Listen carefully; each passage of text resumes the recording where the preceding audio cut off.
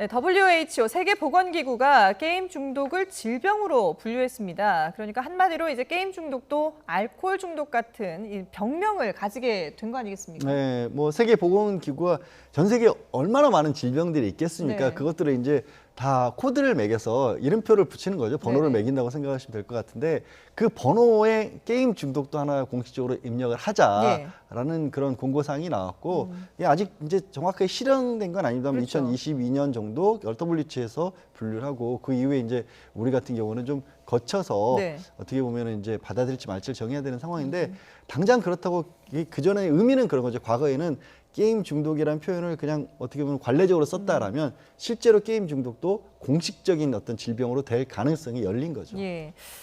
일단 뭐 2022년부터 적용을 한다고 하고 우리나라도 지금 고려를 하고 있다고는 하는데 지금 이걸 놓고 찬반 의견이 워낙에 팽팽하게 맞서고 있습니다. 양쪽의 얘기를 한번 들어보겠습니다.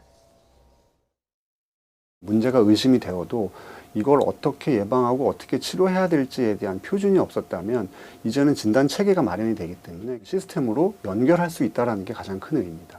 게임을 좋아한다는 이유 하나만으로 많은 청소년들이 정신장애자로 몰리는 사태를 가장 저희는 우려하고 있습니다. 그래서 이러한 충분한 진단과 치료, 측정 이런 어떤 사안들이 기반들이 마련될 때까지 가능하면 국내에 질병 코드 도입을 연기시키고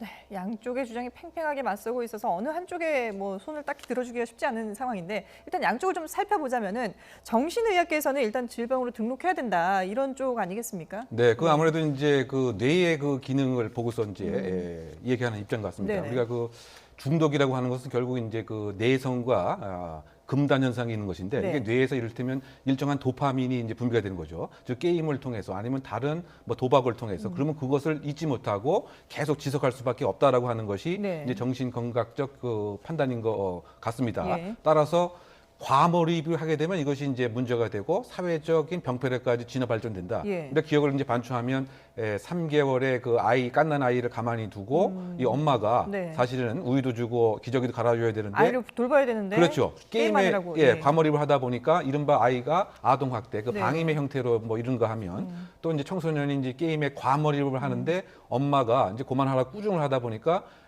분노를 참지 못하고 일정한 공격 행위를 한다든가 네. 뭐 이와 같이 그 범죄로 이어지는 경우도 이제 많이 있었던 그렇죠. 것이죠. 예. 이것이 아마 정신의학계 입장에서는 뇌의 그 문제이기 때문에 이것은 이제 그 질병으로서 치료를 하고 이럴 필요가 있지 않은가. 뭐 이렇게 현재 그 보고 있는 뭐 이런 상태인 것 같습니다. 예. 물론 이제 이 게임 업계라든가 문화체육관광부 입장에서는 뭐 다른 입장이 합니다만 말이죠. 그렇죠. 그럼 게임업계 얘기를 들어보면은 일단 게임업계 그리고 또 게임을 사랑하는 분들은 내가 단지 게임을 좋아한다는 이유만으로 그럼 내가 정신병이 있는 거냐 이런 또 주장을 하고 있잖아요. 그럴 수밖에 없죠. 그러니까 걱정되는 부분이 이런 겁니다. 게임이 곧 질병은 아니잖아요. 네네. 그러니까 게임 중독에 빠져서 일상생활을 못할 정도의 심각한 문제를 가진 사람들이 나온다는 것과 게임 때문에 그 사람이 그런 어떤 상황에 빠진 것이냐 이건 명확하게 규명된 게 사실은 없거든요. 없죠, 예. 그러니까 그런데도 불구하고 당장 게임 중독을 질병 코드를 만들어 놓게 되면 그런 어떤 낙인 효과가 생길 수 있다는 네네. 거고 또 지금 제시된 기준들 같은 경우에는 좀 너무 막연해 보여요. 그러니까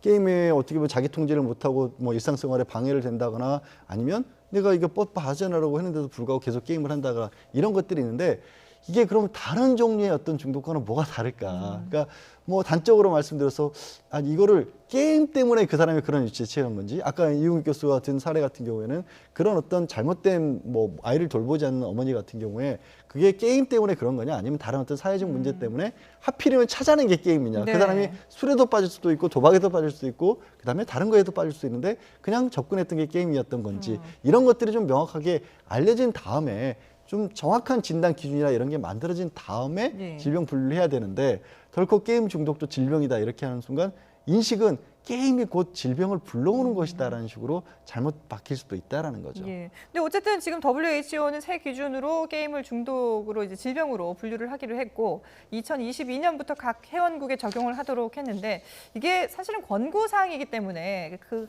나라에서 받아들일지 말지는 개별적으로 이제 판단을 해야 되는 부분 아니겠습니까? 그런데 우리나라 정부에서는 아직까지 좀 이게 뭐 앞서 저희가 살펴본 것처럼 양쪽의 입장이 팽팽하다 보니까 아직까지도 확정을 하지 못한 것 같아요. 네, 이제 그런 그 상황인 것 같습니다. 예. 그러니까 문화체육관광부의 그 입장은 지금 그 보건복지부 입장하고 조금 결이 좀 다른 다르죠. 것 같은데요. 예. 아마 그 이유 그 자체가 게임 산업이라고 그 하는 것이 만약에 위축될 가능성이 상당 부분 있지 않겠느냐. 왜냐하면 네. 질병이라고 한다면 예를 들면 개발업자도 무엇인가 위축이 될 뿐만이 아니고 개발업자가 결국 위축이 되면 중소기업에도 결국 타격을 받게 되고 네. 지금 그 수출 산업의 가장 큰 효자 산업이라고 이렇게 일컬어지는데 그러면 연간 매출액도 지금 상당 부분 이제 그 감소가 그 된다. 예. 그러면 창의성을 이제 담보해야 될 이와 같은 그 문화 그 산업이 가장 위축이 되기 때문에 이것을 조금 더 고려를 하고 네. 여러 가지 다른 협의체와 논의를 좀 할 필요가 있지 않느냐, 즉 시기상조가 아닌가, 뭐 이런 입장인 그 반면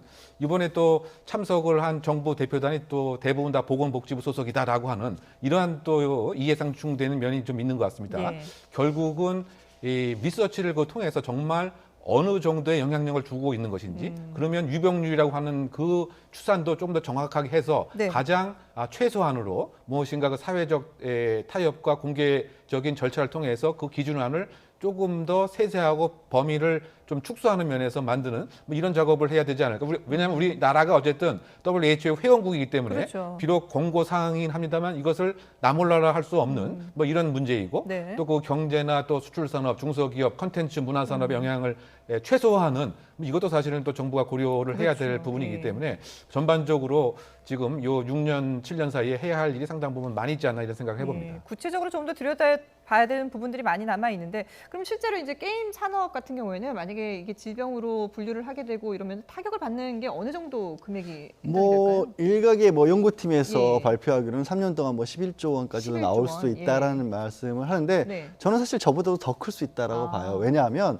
최근에 이제 우리가 이제 뭐 세계 최초로 주장하는 5G 같은 경우에도 가장 손쉽게 다가갈 수 있는 부분이 게임 영역이고요. 네.